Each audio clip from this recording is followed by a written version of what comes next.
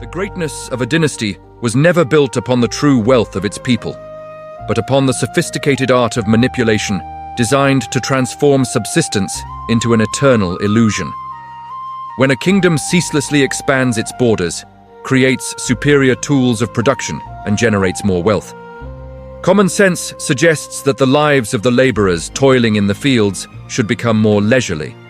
However, the reality of ancient empires always exposes a cold paradox. The more prosperous the dynasty, the tighter the gears of labor grind, leaving the vast majority of the population perpetually struggling in an inescapable cycle. This paradox unmasks a core dimension of power. Is human greed a bottomless pit that can never be satisfied? Or was the social structure designed from the start by monarchs so that those at the bottom would eternally be forbidden from rising? To truly understand this, we are forced to strip away the benevolent facade of royal courts and look directly into the psychology of power, where scarcity is maintained not because of depleted resources, but as a fundamental tool of governance. The foundation of every monarch's dominance does not stem from the control of land, but from the control of the people's time and energy. Consider the nature of surplus.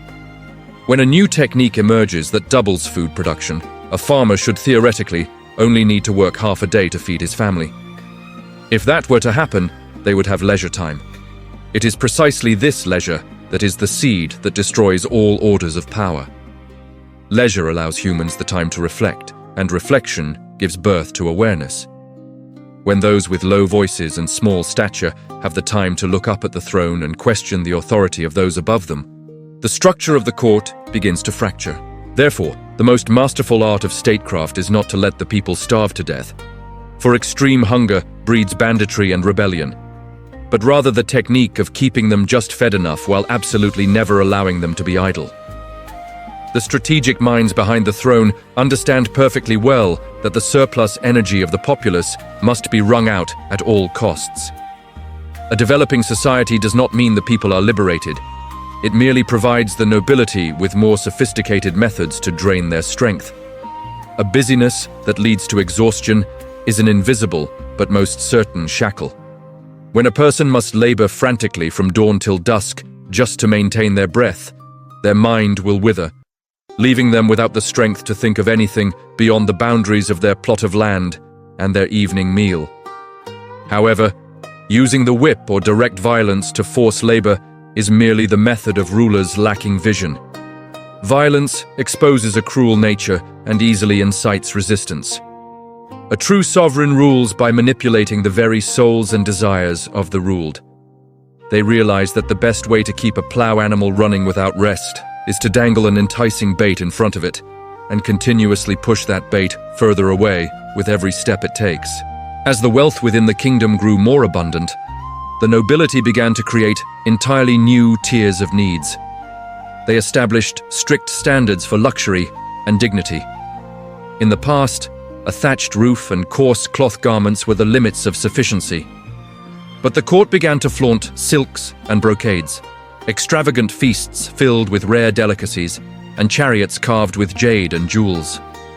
Through many subtle ways, they injected a toxic ideology into the minds of the people, teaching that a person's value is measured by the quantity of material possessions they carry on their person.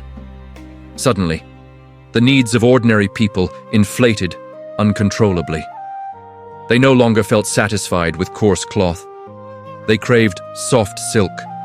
Their entire lives began to revolve around plowing an extra acre, staying up an extra hour to weave another bolt of fabric, and sacrificing food and clothing to save up for things that the court had defined as symbols of success. The greed and increasing needs of the people are not, in fact, natural, but an artificial value system erected by the ruling class.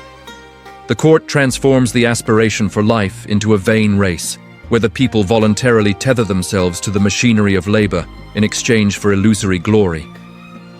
Society moves forward, wealth becomes more plentiful, but the people find themselves poorer in the face of the colossal standards that have just been erected. Alongside the manipulation of needs, the great art of appropriation is also expressed in the way laws and taxes are operated. Whenever the people find a new method of production to create more wealth, the system of extraction is immediately altered. The court never allows the accumulation of surplus wealth to sit idly in the hands of the laborers. Laws are born not to protect fairness, but to legitimize the flow of assets from the bottom to the top as smoothly as possible. If a field yields a double harvest this year due to new techniques, then the very next year, taxes will quietly increase correspondingly. Or more subtly, the court will establish new forms of forced labor in the name of building temples or repairing fortifications to protect the borders. Monarchs always know how to use the most noble and sacred reasons to mask the seizure of the fruits of labor from those below. This dispossession is carried out steadily and precisely. It ensures that no matter how much a farmer produces, what remains in his granary at the end of the season is only just enough to survive until the next harvest. Furthermore, an underground economic system is established where all risks of nature and society are dumped onto the shoulders of the weak. When natural disasters strike, the treasuries of the nobility remain full while the people lose their last bit of meager capital and are forced to borrow. A network of usury is spread out like a giant spider web with no escape. From the status of free men, they are quickly transformed into eternal indentured servants, generation after generation paying off debts to the class above. The picture of the empire's prosperity may look brilliant on the surface, with bustling ports and royal treasuries filled with gold bars. But the true price of that prosperity is the poverty of the people who directly created it. Another brilliant manipulative trick of the art of governance is the outlining of a highly detailed hierarchy within the ruled themselves. The sovereign understands that if all people clearly perceive they share the same fate of oppression, the solidarity of the masses will threaten the throne.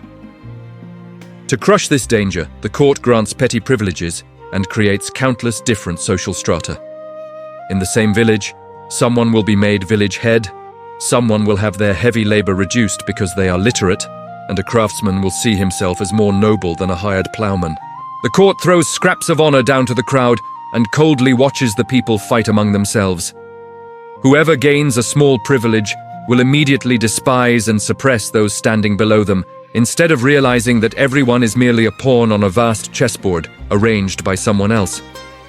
It is precisely this illusion of advancement that is a perfect sedative. An ordinary citizen believes that if he works 10 times harder than others, his children will have the opportunity to become officials. They pour their entire minds and energy into the narrow path that the court has laid out. The entire resentment and energy of the masses are incinerated in this competition, trampling over one another to climb these illusory ladders. The ruler does not need to exert effort to quench dissatisfaction, because envy and the greed to surpass others automatically eliminate all threats to power. The machinery of governance is run smoothly by the very sweat and greed of those at the bottom. However, an arrow bent too far will break, and a yoke too heavy will make the animal collapse. Great rulers never drive their people into a dead end. They know how to intersperse cruel exploitation with dramas of benevolence. There will be years when, to flaunt his kindness, the king personally descends to the fields to plow the first furrow, or orders tax reductions when a famine occurs. Local officials might open granaries to distribute a little rice to the poorest. These actions absolutely do not stem from compassion, but are a technique for the maintenance of the power machine. It is exactly like giving a horse rest and extra food, so that it does not collapse mid-journey. That meager dispensation is painted by the power apparatus in a brilliant, haloed light. The people, already numbed by exploitation, suddenly burst into blind gratitude. They kneel and praise the king's grace, vowing to continue bowing in submission to repay the debt of kindness. By the tactic of seizing an entire fortune and occasionally giving back a few small coins, the court not only maintains the necessary state of scarcity, but also manipulates absolute loyalty. Thus, in a ruthless cycle, hope is pumped in and then drained out. The people always carry the illusion that the future will be brighter thanks to the magnanimity of those above. But in the end, through many generations, their lives remain a series of days exchanging sweat for a half-empty bowl of rice. Looking through the layers of the dust of history, we see a clear law. The development of society was never shaped to elevate the lives of the majority. That development always serves the expansion of the empire. More magnificent palaces are erected, larger armies are equipped with sharp weapons, and the treasures of kings grow ever more colossal. That is the expansion of the power of the ruling apparatus, not an increase in the happiness of the ruled. The people, in the eyes of those who hold power, are merely a type of raw material stuffed into the furnace of the empire. When techniques become more advanced, no one bothers to make the lumps of coal happy. They only seek ways to optimize the furnace to burn those coals as thoroughly as possible. If the people become self-sufficient and wealthy, they will no longer be easily combustible coals but stubborn stones, refusing to be incinerated for the benefit of others. Therefore, poverty and busyness are never the results of underdevelopment. They are a product perfectly created by development itself. The insatiable greed of humans and vain needs are merely tools skillfully injected by monarchs to make the exploitation machine operate automatically. The coldest truth of ancient power structures is that the prosperity of the court must be built upon the restraint of the people. The more it is improved, the more the trap of governance is covered in flowery language. The history of the greatest empires is, in reality, only the history of methods of appropriation upgraded through each era. When the mist of the illusion of development gradually dissipates, what remains is only the cold steel frame of the art of manipulation. The sweat of millions of souls has never stopped falling, but instead of watering their own fields, it is used to lubricate the giant cogs of power. If the great wheel of the empire is always rushing forward, why are those carrying that wheel eternally left behind? Perhaps when gazing upon magnificent palaces and ancient ruins, what we should truly see is not the beauty of the stone, but the ingenuity of an invisible prison that has incarcerated humanity in the darkness of desire.